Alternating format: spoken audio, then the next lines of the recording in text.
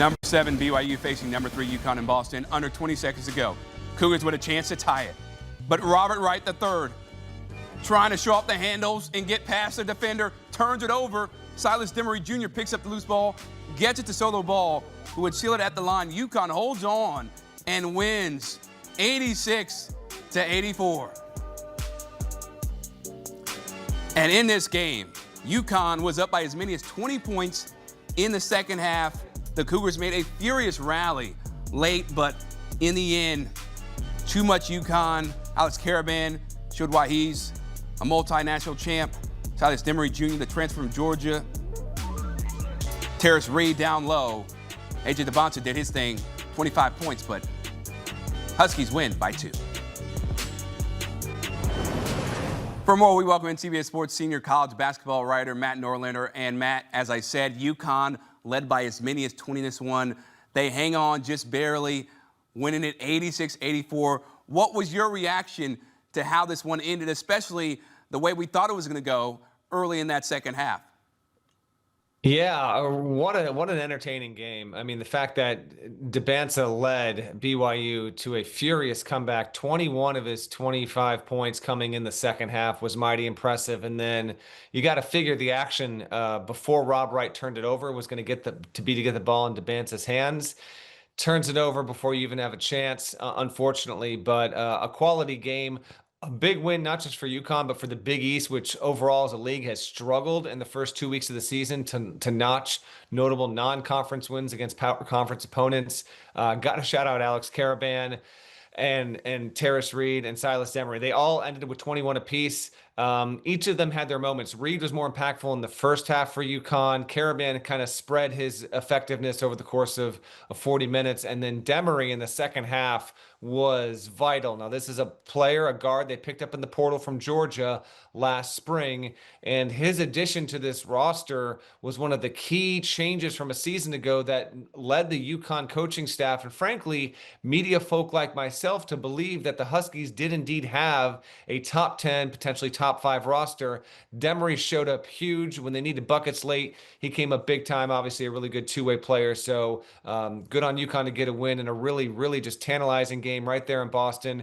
Happy to see that both Dybantsa and Caravan, also from the greater Boston area, wound up showing out and showing well in front of plenty of friends and family, in addition to the sold-out crowd there at TD Garden. Yeah, they let everybody know they are true hoopers. Now, after a disappointing 23-10 regular season, the Huskies, they passed their first real test of the season. What stood out to you so far about the way Dan Hurley's team has started this season? Well, this was the first high-profile opponent, so there had been some just demolitions to start the season with UConn, which was just a generally good indicator. Like, they weren't playing with their food. They got up against UMass Lowell 44-3 last weekend. UMass Lowell, not a good team, but nonetheless, they showed that they meant business. And it did look like for the first 60% of this game that this was going to be the case again. In fact, Dybantsa went more than 11 minutes, nearly 12 minutes of game time without attempting a field goal, period. The fact that UConn was actually able to compose itself and get itself in order when BYU was just surging. Like, if this was a 42-minute game and not a 40-minute game, well, we'll see. But that wasn't have to be the issue. We didn't get to overtime. They held on. And, oh, by the way, they held on with Jalen Stewart only getting 2 points. Solo Ball did not have himself a nice night overall. Wasn't that effective. Got himself into foul trouble. But I'm going to stick with what I said in the preseason. I do think UConn is the best team in the Big East, and I do think UConn is a true national title contender. BYU, this is a top 10 matchup. You like to see that out of the Cougars, get some real fight. It's a long trip for them, and they were not going to be satisfied, and they're not limping off here with a 15, 16, 18-point defeat. They brought it all the way to the end there. If not for a Rob Wright turnover, could have been a different story. And it also could have been a different story, right, if Keba Keita, right, never gets injured. And they also did not have Kennard Davis because he was out for violating team rules. What did this showing tell you about the Cougars, knowing that they were undermanned? Yeah, Chris, I appreciate you bringing up those two injuries. So one of them's an injury. Kennard Davis actually had been suffering a leg injury, but then he is dealing with a situation in which he was arrested for allegedly driving under the influence. We still have not received more details on that, by the way, but it is at least notable that he traveled with the team, and we waiting to see what his immediate future will be there. But the Keita injury is also big time because he could be one of the 5 or 10 best defensive players in the country. Not having him over the course of this game, I can't promise you or swear that had he been able to play for the entire time that BYU would have won, but not having him on the floor is a major difference maker. So yes, a good sign for BYU. And you saw how there were other players that really stepped in and made some impacts there. Dybantsa was the biggest one. Wright had 16, Saunders had 17, but you had enough. Baker coming off the bench and getting 12 points, including 3 triples, was huge. He stepped up in a major way there. So not an easy assignment to go again, fly all the way to Boston, play against the UConn team. That building, I obviously wasn't in there, but that building you got to assume was at least 75% UConn backers. A good sign for BYU, which is going to have plenty more opportunities, by the way, in the non-conference. This is a team that we're going to see plenty of even before we get to Big 12 play. So the loss is a sting, but it would have been way more demoralizing if they had, if this was a final score of say 88-70. That's not what it was. It was 86-84.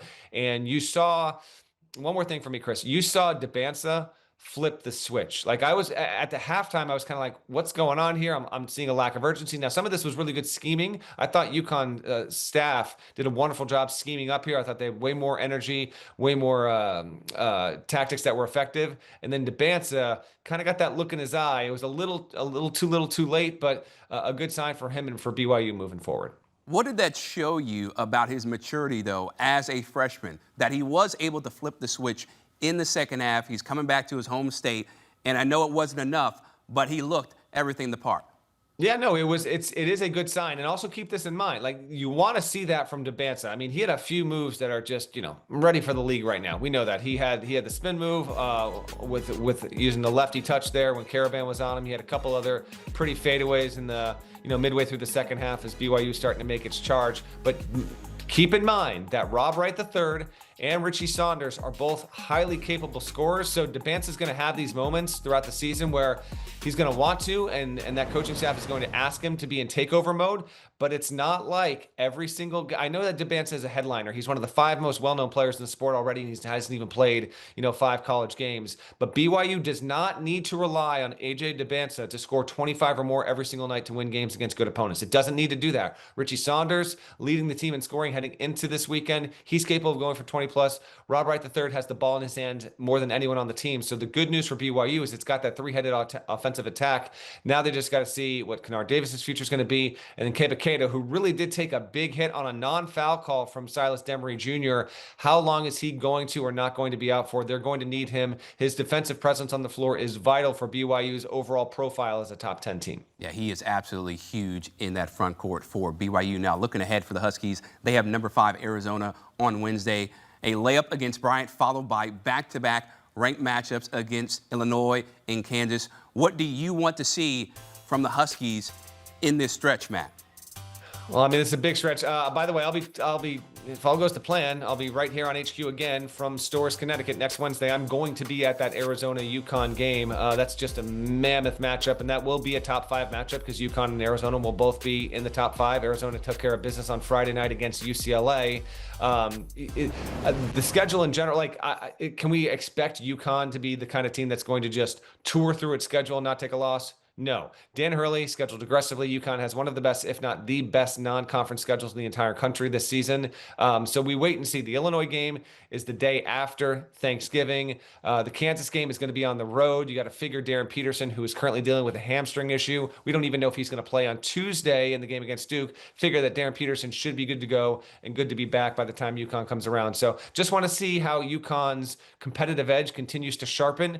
I saw this team a number of times last season, including all 3 losses in Maui when it started the season as a preseason national title contender, and then it just turned into a bit of a mess in November. I'm not expecting this whatsoever. UConn might get picked off once or twice in this competitive non-conference schedule, but with Caravan back, with Demery, Solo Ball's going to have better games, and Terrace Reed, how versatile he is as a big, UConn fans can feel plenty optimistic that their team is again firmly in the national title conversation. The Huskies survive a furious comeback from BYU. Matt Norlander, always appreciate talking ball with you, man.